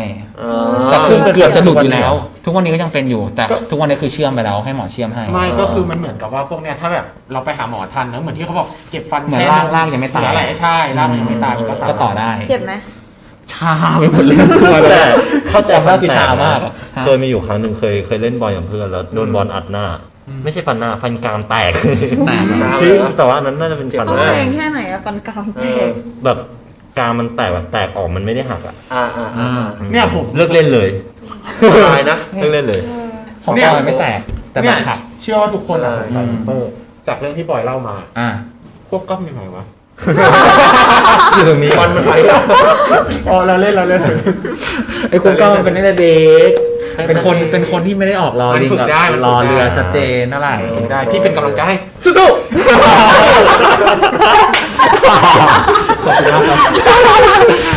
ต้องสู้ไว้ก่อน เกลียดอ่ะ ก็อันนั้นก็แบบอุบัติเหตุที่เกิดกับเด็กน้อย เออ แล้วก็ ตื่นขึ้นมา ตื่นลุกมาก่อนคือตอนแรกอ่ะเนี่ยไม่ได้จะเล่าเรื่องนี้ แต่พอปอยมาเล่าเรื่องอุบัติเหตุอ่ะก็นึกขึ้นมาได้ เป็นไรอ่ะ เป็นอะไร ตะคริว ตะคริวรอบ ตะคริวกลางไลฟ์เหรอ เป็นอะไรพูดอะไร ยืดขาไม่ไม่ยืดขา เดี๋ยวเป็น เอาผ้าห่มไว้ ขออนุญาต ที่เอานี้ขึ้นเอาไปขาขึ้น ปอยสามารถทำให้ใน เป็นตะคริว ขำจนตะคริวกินอ่ะ โอ้ อันนี้แสดงว่าเนี่ยไม่ใช่นะ ขาซีน ขาซีเหรอเนี่ยในนายบอกว่าอย่าเล่นใหญ่ มิติใหม่ของการไลฟ์นะครับ ตอนนี้ก็ โชว์โชว์ตะคริว ดีกันไหม โอเค ชื่ออะไรนะโน้ต นอกจากฟันจะหักแล้วตะคริวยังกินเนี่ยนะ ก็คือตอนนั้นน่ะที่มันชาทั้งตัวเพราะว่าเหมือนกระแทกแรงแล้วฟันหักแล้วเราก็ตกใจด้วยใช่ไหมตอนเด็กๆมันก็เลย ตกใจพี่ แล้วก็คือเลือดออกเยอะมากเต็มปากเลย เต็มปากเลยเหรอ เต็มปากเลยเลือดอะกกปาก ก็คือไปโดนเสาใช่ไหม โดนเสาเต็มๆอะ หรือว่าเราไม่รู้เราวิ่งไปโป๊ะเราโป้งไม่รู้เรื่อง ไม่ก็คือเสาเนี่ยเราก็วิ่งไปชนเนี่ย เออ ก็คือโดนฟันจริงๆเป็นเด็กแต่ดีที่ฟันมัน เป็นเด็กแล้ว ซีนนี้หนูเดจาวูไงไม่รู้ เป็นเด็กที่หูตากว้างไกล เหมือนเคยเห็น ในแฟนมีต คนอยู่ในเหตุการณ์ เด็กยันแฟนมิตรยังจะเป็นอีกอ่ะ คือเป็นคนที่หูตากว้างไกล ย้อนลอย จริง อันนี้เรื่องจริงเลยแหละอันนี้เรื่องจริงแล้วฟันปอยทุกวันนี้ก็แต่มันประกอบกันแล้ว แต่แค่สมัยก่อนมันครึ่งหนึ่งเลยทุกคน ปอย ครับ ปอยรู้ยังตอนนี้เหลือจมูกเหลือจมูก เหลือจมูก เว้นไว้นะ ตาก็ไปแล้ว เว้นไว้ เป็นไว้ก่อนนะจมูก ก็ถือว่าเป็นประสบการณ์วัยเด็กที่ทำให้จำมาจนถึงทุกวันนี้ ใช่ หรือเปล่า จ อ๋อจ ำจำแล้วก็ไม่คิดจะวิ่งชนเสามาแล้ว พอ ำแต่ไปวิ่งชนกับไม้แทน เปลี่ยนประสบการณ์ชีวิตหน่อย ใช่ สุดยอด ก็นี่ก็คือประสบการณ์ของปอย ใช่ แค่อย่างเดียว นี่คือแบบอุบัติเหตุย่อย จดจำมาถึงทุกวัน ๆโอ้โหตาตึงใจเลย ตาตึงใจเลยนะฮะ เข้าใจเพราะ มา ว่า อ่ะมาถึง อยากรู้ของ ซึ่งเอาจริงๆอ่ะจะบอกว่าส่วนตัวก็ไม่ค่อยมีวีรกรรมอะไรที่มันแบบประหลาดมากแต่ ไม่จริงไม่ จ เชื่อ ริงๆ ทุกคนอาจจะดูว่าคือจริงๆเป็นเด็กซนเป็นเด็กไอ้นี่แต่ก็ไม่ได้ขนาดนั้นอ่ะเอาหนึ่งเรื่องก่อนตอนแรกที่คิดไว้คือตั้งแต่อนุบาล อนุบาลเลย รู้จำได้ด้วยเหรอ เอาจริงๆตั้งแต่เนสเซอรี่เลยจะใช้คำว่าอนุบาล เนสเซอรี่ ก็คือจะเป็นเด็กที่ค่อนข้างซน อืม ถ้าเปรียบก็เหมือนโคล่า เฮ้ย ก็คือ โคล่าไม่ใช่ จะ คน จะเป็นโซนก็คือวิ่งเล่นนู่นนี่นั่นไม่ค่อยฟัง เหมือนแบบสมมติครูบอกให้หยุดก็ไม่หยุดแล้วก็ไม่กลัวแล้วก็วิ่ง อ่า จนวิธีการแก้ปัญหา เป็นภาพจำคือภาพมันจะจำได้ปฏิปต่อไม่ค่อยได้ เออ แต่ภาพที่จำได้คือไปเรียน แล้วรู้ตัวอีกทีที่จำได้อีกทีก็คืออ๋ออยู่ในห้องเก็บของ ทำไมอ่ะ เรื่อง โด ขัง น เหรอ ขัง ไม่ต่างกับโคล่าเลย โดนขังด้วยเก็บของ ตอนนี้คนแรกก็โดนขัง เพราะว่าเขาจะมีช่วงให้นอนแล้วเราไม่นอนเราก็จะเล่นโดนขังในห้องเก็บของจ้า ถือว่าสุดยอดนะสุดแต่เด็กไง จริงๆอยู่อย่างนี้ยแหละโดน ต้องโซ ขัง นแค่ไหนถึงโดนขังอะ แต่เนี่ยไม่ ประจ อันนี้ก็ไม่เคยโดนขังแต่โดนเชือกกับผูกไว้กับเสาเพราะว่าชอบวิ่งไปหน้าบ้านแล้วรถมันจะชน ำ ตอนเด็กๆ บ ใช่ อก ไหม ว่ามี EP ที่แล้วที่เล่าเรื่องแบบตอนเด็กๆที่ทำงานที่บอกว่า พอจะถ่ายโฆษณาปุ๊บเราก็วิ่งวนวิ่งปุ๊บพอถึงเวลากลับมารออะไรทำงานดิบอกทีมงาน จริงเหรอ ทำให้ตัวเองวนไปวิ่งรอบไอ้นี่มาแล้วไม่ทำงานเหนื่อยแล้วไปพักก่อนแล้วก็เดินลุกวิ่งวิ่ง แล้วก็ไปบอกเพื่อน ทีมงานก็นั่งรอเสร็จเดินกลับมานั่งทำอะไรทำงาน แล้วทีม ตอนถ่าย ด่ไหม ไม่ได้แล้วเขาก็บอกว่าโอ้เจอกันอีกทีตอนโตนะลูก ตอนเด็ก คือไม่เอาแล้ว เด็กโซนเป็นเด็กโซนแต่อุบัติเหตุก็มีนะตอนแบบตอนเด็กๆแต่ไม่ได้เกิดขึ้นกับตัวเองเกิดขึ้นกับเพื่อนก็คือมันก็จะเป็นฟิลแบบจำเดินขึ้นไปกินข้าวที่ชั้น 6ก็เล่นกันเฮ้ยแล้วแย่กันมันก็แย่กันมันก็คงโมโหแหละเพื่อนเอาดีดูไอ้นี่ก็เลยแบบเหมือนเอาตีนจะถีบแย่ๆแล้วอีกคนหนึ่งว่านึกว่าจะถีบจริงก็เลยจับขาไว้แล้วนี่ก็ดึงขาออกแล้วจังหวะดึงออกก็คือเซแล้วอยู่ตรงบันไดก็คือสั่นบันไดไงว่าจ๊อก เจาะหัว หัวขาด แล้วภาพคือเนี่ยอยู่ใครมาจึ๊กแล้วก็ลุกขึ้นมาเหมือนในหนังเลยตึงแล้วเลือดมันไหลเยอะมาก เหมือนมันน่าจะโดนพวกเส้นเลือดเหลือแล้วคือมันแตกไม่ได้เยอะมากนะแต่ว่าเลือดมันไหลแบบปุ๊บเต็มเลย แล้วก็ตกใส่เสื้อเต็มเสื้อก็แบกเพื่อน เหมือนอย่างนี้ ตอนนั้นอยู่ประมาณชั้น 5 อยู่ชั้น 5 แบกเพื่อนลงไปนู่นห้องพยาบาลตึกนู้นชั้น 1คือแบกเพื่อนไปเพื่อนก็ไปเย็บแผลแต่ไม่ได้ทะเลาะกันไม่ได้อะไร น่ากลัวนะ ฟีลแบบเล่นๆกัน แต่เรื่องอุบัติเหตุหนูก็เคยเป็นแต่ว่าไม่เคยแบบเลือดไหลแบบเลือดตกยางออกขนาดนั้นเคยแบบความไปออสเตรเลียอย่างเงี้ยแบบเหมือนเด็กฝรั่งเขาจะซนๆคืออย่างพักกลางวันที่ไทยทำอะไรบ้างเวลาพักกลางวัน วิ่งเล่น ข้า กินข้าว กินกับ นั่งกับกลุ่มเพื่อน แบบกินข้าวเสร็จทำอะไรอ่ะอยู่ที่ไทยเวลาเด็กไทย อ่านหนังสืออะไร เตะ เงี้ย บอล แล้วแต่ถ้าสมมติตอนประถมเนี่ยมี ส่งงานทำกันบ้าน เตะบอลบ้างเล่นกับเพื่อนมั่วๆซั่ว อย่างของหนูแบบที่ออสเตรเลียเงี้ยแบบกินข้าวเสร็จเขาจะออกไปวิ่งเล่นกันแบบในลานเลยแบบเขาจะไม่ค่อยเข้าห้องไม่เขาห้ามเข้าห้อง คือตอนกลางวันต้องออกไปวิ่งเล่นแบบภาษาเด็กอะไรเงี้ยแล้วเด็กแบบฝรั่งเขาโซนเขาชอบแบบอาทิตย์ก่อนหน้าที่จะเกิดอุบัติเหตุคุยกับเพื่อนว่าเพื่อนแบบเนี่ยเคยแขนหักขาหักแล้วหนูบอกนี่ไม่ตั้งแต่เกิดมาไม่เคยกระดูกหักเลยสรุปอาทิตย์ต่อไปวิ่งเล่นกับเล่นแท็กโก้มันจะเป็นการแบบวิ่งแบบอารมณ์แบบแปะแต่เป็นการวิ่งเรารวบขาแล้วดึง ว้าว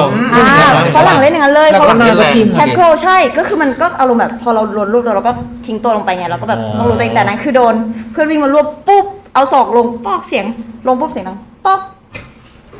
ค้างเลยชาเลยชาซึ่งซีเนี้ยอยู่เนี้ย ๆสรุปว่าแตกปะ ไข่ปลาร้าแบบว่ามองอย่างเงี้ยเห็ดเป็นอย่างนี้เลยแหลมอย่างนี้เลยแล้วอยู่เงี้ ช ย อบอะไรอย่างนี้เลย เราขึ้นมาแล้วมันชาทั้งแขนเราแขนอยู่เงี้ยเราก็แบบอยู่อย่างนี้มันคือมันชาแล้วมันขยับไม่ได้ไม่รู้เป็นอะไรมันอยู่อย่าง อ๋ เงี้ย อใช่เวลานี้มัน เหมือนตีนไก่ แล้วอย่างนี้มันก็อยู่อย่างเงี้ยแล้วก็ ตีนไก่ แล้วอาจารย์เดินมาถามอายุแค่นี้แบบmy finger can แต่หักตรงนี้นะ my finger can move อยู่เงี้ยนึกว่าเป็นอะไรที่นิ้วนิ้วเป็นอะไรจริงๆแล้วพอมันหักแล้วมันชา มันเส้นประสาทหมดนี้เลยใช่ไหม ใช่มันชาแล้วนิ้วมันอยู่อย่างเงี้ยเดินห้องพยาบาลด้วยท่านี่แบบ my finger can แต่ตรงเนี้ยบูดอยู่อย่างเงี้ย แต่ปากก็ยังปกติไม่ได้เบ้ เบ้เลย สรุปก็คือเขาเรียก ambulance เวลาพี่โรงเรียนเลย โอ้ เขาบอกมีคอมเมนต์มาแฉว่าเชนเนี่ยก็เคยฟันหัก เฮ้ยเราหมกเม็ดเหรอแล้วเราไม่พูดค่ะ เคยฟันหัก ไหนบ้างมาดิ จ้า วิ่งล้มฟัน นานยัง นานแล้ว นานเลยใช่ไหม ถ้าโตแล้วคงไปหาหมออะ คำค่ะ มันเกิดอะไรขึ้น คือเหมือนวิ่งเล่นแล้วล้มแล้วแบบฟันลงไปกับพื้นเลยอะแบบเจาะพื้นคิดว่าเป็นจอบ ฟันไหนฟันหน้าหรือฟัน ฟันกรามเจาะพื้นเลย มันเป็นคำถามยังไงวะ เป็นไททันอ่ะฟันหน้าเจาะเสร็จ แล้วแบบว่า ฟันมันไม่หักเว้ยแต่มันแบบอย่างเงี้ยแล้วบอกว่าบอกแม่เนี่ยฟันเป็นอะไรไม่รู้แม่ ด้วยความที่มันจะไอ้นี่แล้วอะเลยดึงแบบฟึบอย่างเงี้ยจนฟันเนี้ยทุกวันนี้ฟันเหยินปวดมาก อ้าวทำไมกันเดี๋ยวนะ มันเหมือนว่าเหมือนลากมันจะแบบ อ๋อเกินกันได้ นิดนึงอะ เพราะตอนนั้น ฝืนดึงนะ มันมีแบบไอ้นี่มันก็โยก ใช่ตอนนี้อยากดึงเข้าไปข้างในแทน ไปให้แม่ดึง เฮ้ยอิ่มจังเลยอ่ะจอบุรีเหรอ มีคนหัวเราะนอกจอด้วยว่ะ มาเลือกพี่อินดีกว่าพี่อินนั่งเงียบเลยนะ นั่งเงียบนั่งหัวเราะ ต้อง พวกคุณ พี อยู่ แล้ว เนี่ย แหละต้อง โอ้ย พีแล้วแหละ คนไทย มีไหม น่า มี พีแล้ว อุบัติเหตุอะไรไหม ข ต อ อน ม เด็ อบ ก ให้อุบัติเหตุเหรอ อุบัติเหตุ ถามอุบัติเห ๆอ ตุ ยาก เลย รู้จริงๆชอบฟัง อุบัติเหตุอุบัติเหตุเคยมีแต่ว่าเป็นตอนม .4 อ๋อตอนโต ถ้าเป็นม .4 ใช่ หนักไหม ตอนนั้นคือใส่เฟือกเดือนหนึ่งนี่เลยใส่นี่ใช่ เพราะว่าตอนนั้นเราจำได้เราเป็นนักดนตรีใช่ไหม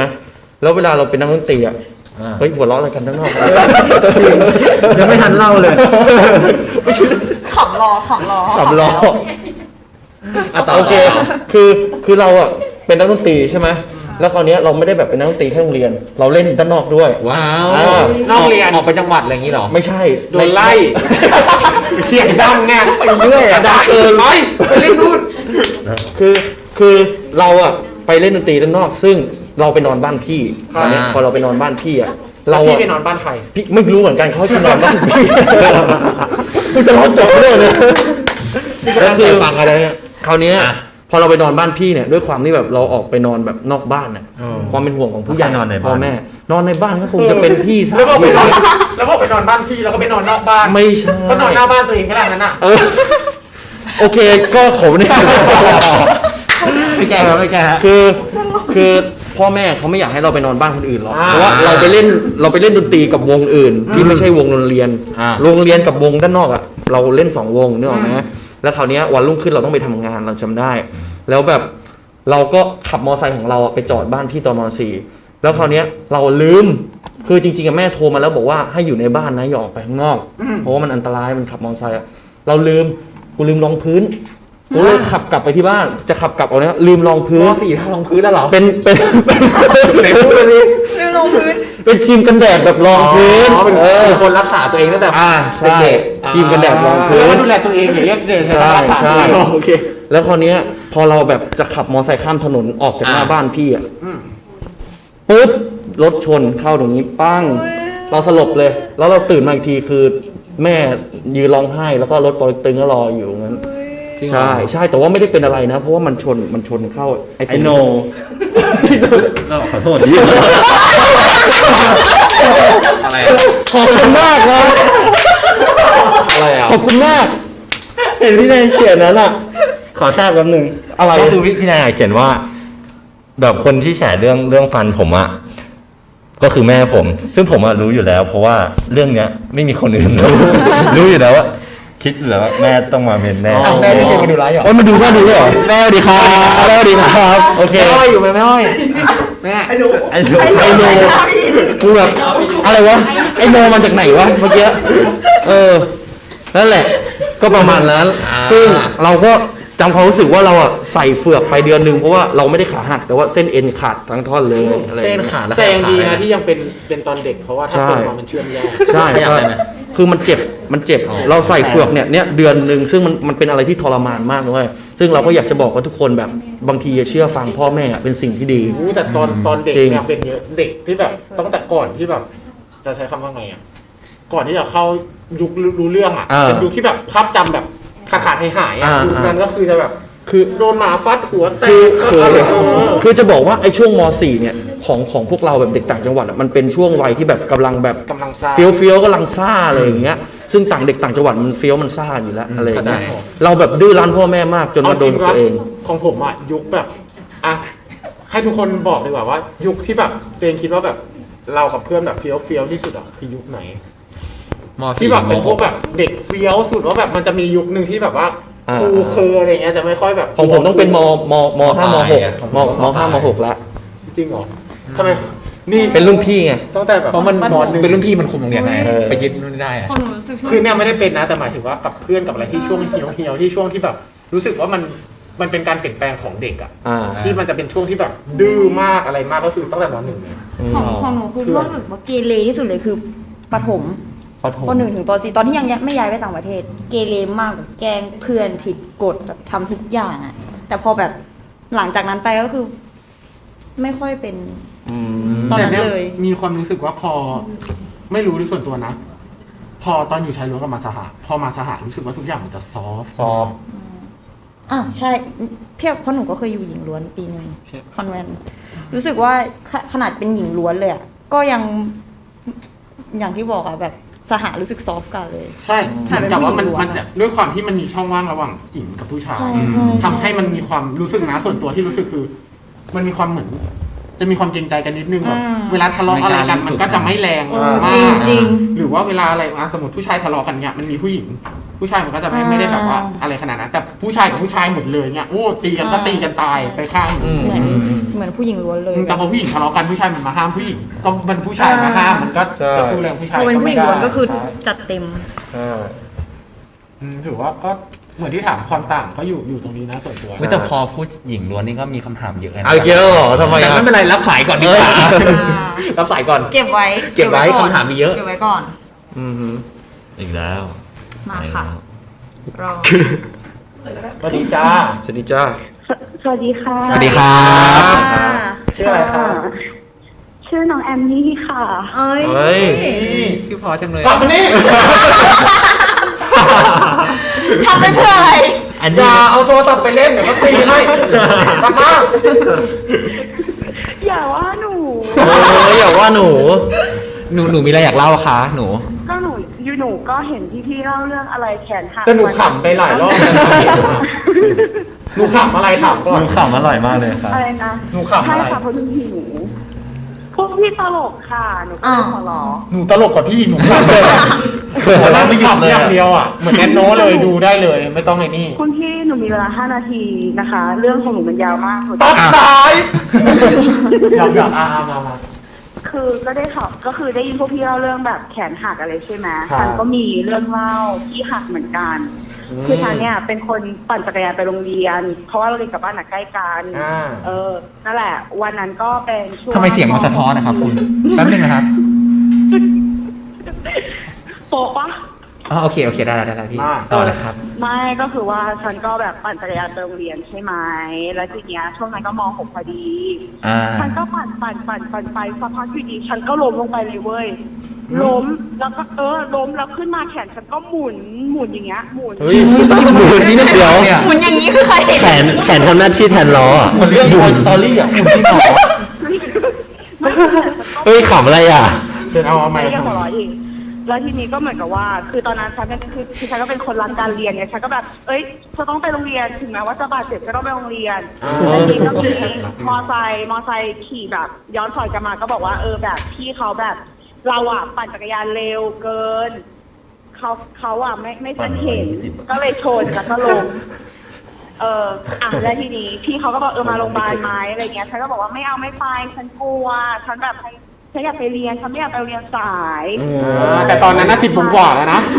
ไม่ตอนนั้น6 โมง ไปก็ครึ่งชั่วโมงเลย 6 โมงครึ่งค่ะ6 โมงครึ่งตอนเช้า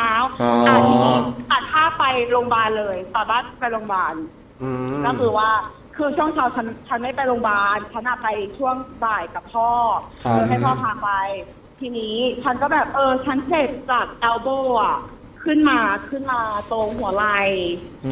ฉันก็บอกว่าเนี่ยฉันรู้สึกว่าเหมือนมันหักอ่ะมันเสียงแบบกองแกงอ่ะมันโตหรือเปล่า แล้วทีนี้พ่อบอกว่าก็ไม่ได้หักหรอกมั้งเดี๋ยวให้หมอเอ็กซเรย์ดูหมอเขาก็เอ็กซเรย์นะแต่เขาเอ็กซเรย์จากเอลโบลงมาข้อมือลืมหัวไหล่คือเขาเจ็บหัวไหล่แต่ว่าไปเอ็กซเรย์ตรงแขนเลิศ ใช่แล้วผลเอ็กซเรย์ออกมาก็ไม่ได้หักนี่ก็เลยคิดว่าฉันก็แบบแต่มันไม่ใช่ตรงนั้นหมอก็มันบวมเฉยๆไม่เป็นไรมันกระแทกพื้นหนักเราแบบไม่เป็นไรหรอกก็ผ่านมาเดือนนึงเลยนะฉันไม่ได้ใส่เฟือกเลยฉันใส่อีตัวสลิงสีฟ้าแล้วทีนี้ก็จะไปเรียนพาราใช่ปะอาจารย์ก็บอกว่าเนี่ยแอนมันเดือนนึงแล้วนะทำไมแขนใช้งานไม่ได้ไหนลองแบบเอาแขนขึ้นสิฉันก็ยกมือขึ้นยกไม่ได้ เชื่อป่ะอาจารย์ก็แบบอุ๊ยมันไม่ใช่แล้วอาจจะแขนหักอะไรอย่างเงี้ยฉันก็เลยไปโรงพยาบาลครั้งที่2ไปอีกที่หนึ่งนะแล้วอาจารย์หมอก็จับแล้วเขาก็ตกใจว้ายแขนดูหักนะลูกอย่างเงี้ยก็เลยเป็นน้ำป้าแล้วเขาก็เลยส่งฉันไปอีกโรงพยาบาลหนึ่งเพื่อที่ให้ฉันเอ็กซเรย์ใหม่ฉันก็เอ็กซเรย์ใหม่แต่เอ็กซเรย์ถูกที่แล้วนะมึงแขนกูหักพี่ดอก มึงเดี๋ยวเปลี่ยนศัพท์ง่ายมาก อยากรู้ หลังจากที่เรารักษาตัวเสร็จแล้วอะเราได้กลับไปคุยกับหมอคนเดิมไหม ไม่กลับไปโรงพยาบาลนั้นอีกเลย แล้วเรามีอะไรอยากฝากบอกหมอไหม อยากจะฝากบอกหมอว่า คือหนูอาจจะไม่ได้จบหมอมานะคะ แต่ว่าฟังหนูหน่อยฟัง ก็กูเจ็บไม่ไหวเลย ร่างกายของหนูอ่ะมันหักค่าเนาะคือมันไม่ได้หักแบบหักนะแต่ว่ามันเป็นแครกอะมันหักขึ้นแบบเป็นแบบแครกอะนั่นแหละอยู่นานอีดอกอุ้ยเราไม่คือไม่อยากพูดเลยนะว่าอยู่ที่ไหนประเทศไหนโรงพยาบาลอะไรไม่อยากพูดเลยเพราะว่าเดี๋ยวโดนฟ้องแต่ไม่ใช่ที่ไทยนะที่ประเทศอื่นอะไรอย่างเงี้ยนี่ไม่ใช่ที่ไทยเหรอ ใช่ไม่ใช่ที่ไทยแล้วประมาณนั้นแหละเดี๋ยวเจ็บใจจนถึงทุกวันเนี้ย โอเคมีย้ำด้วยนะ แต่นี่เคยมีประสบการณ์กับแบบจักรยานที่แบบว่าเฉียดเหมือนกันนะ เฮ้ยมีเหมือนกันเล่าก่อนเลย เฮ้ย นี่เด็ดจริง เฮ้ยเราต้อง วางสาย ล่าสุดแล้วก็วางสาย ทีมงานบอกว่าวางสายได้แล้วครับ คุณ กูร้อนค่ะ อะไรนะ กูหลอน ร้อนกลับเข้ามา ร้อนกลับเข้ามา ให้อภัยแล้วครับ ก็คือตอนเด็กๆอ่ะกับเรื่องจักรยานอ่ะคือแต่ก่อนเราก็เป็นฟิลเด็กเนอะโอเยชอบ ยุคนั้นอ่ะ ชน เพราะว่าขับจักรยานเว้ยถ้าขับคือเนี่ยชอบไปเล่นแฟลตตรงข้างหลังบ้านแฟลตแล้วก็ไปกับเพื่อนก็ขับมอเตอร์ไซค์ขับจักรยานขับ ขับมอเตอร์ไซค์แล้ว ก็ขับเล่นแล้วเราด้วยความที่เราโซนอ่ะปั่นเร็วบ้างฟุตฟิตฟัดพื้นบางทีพื้นมันก็มีทรายมีอะไรมันก็ลื่นอ่ะแล้วมันมีอยู่ครั้งหนึ่งเป็นจังหวะที่เราปุ๊บแล้วเราจะเลี้ยวแต่มันกลายเป็นปั่นเร็วๆแล้วเราหักแล้วมันเหมือนกับมันวืดอ่ะมันก็เลยหักก๊อกอย่างเงี้ยไปเลย สิ่งที่ตามมาคือพอล้อมันถูกหักอย่างเงี้ยมันทำให้แบบเหมือนรถแรงหน่วงมันยังมีอยู่มันก็ไปต่อไม่ได้พอไปต่อไม่ได้เสร็จก็เลยค่อยๆเอ็นขึ้นแล้วเราจานยกล้อครับ ยกหน้าจนล่วงพุ่งพอล่วงไปเสร็จแล้วก็นอนแปะไปตรงพื้นภาพที่เห็นก็คืออยู่นี่แล้วจักรยานอ่ะตรงนี้มันก็เอ็นจริงเลยเนี่ยก็คือเป็นภาพสโลว์นั่นเอง เอ็นมาตามหน้าอย่างเงี้ยแล้วก็ที่เห็นคือเหมือนหนังไฟนอลอ่ะปุ๊บ เฮ้ยไม่โดนไม่โดน คุณคิดว่าไงปล่อยพิษดีก็เก่งนะเก่งนะเนี่ย คุณจะเล่ายังไงวะเนี่ยมันเท่ไปแล้วอ่ะ แต่มันช็อกจริงๆนะตอนนั้นคือมันแบบเฮ้ยลบอยู่อย่างเงี้ยคือแบบนิดเดียวจริงคือถ้าตอนนั้นแบบว่าลงไปแล้วก็แบบไม่รู้เรื่อง คนนี้เหมือนเดอะแมทริกซ์เลยนะ เด็กหัว ก็พี่เปิร์เขามาเรื่องขนาดนี้แล้วอ่ะพี่เคนสู้หน่อย คือนี่ตอนนั้นอ่ะชอบแบบโหใกล้ไป จริงจัง โอเค แบบปั่นจักรยานมันจะมีฮิตกันที่แบบปล่อยมือใช่ป่ะ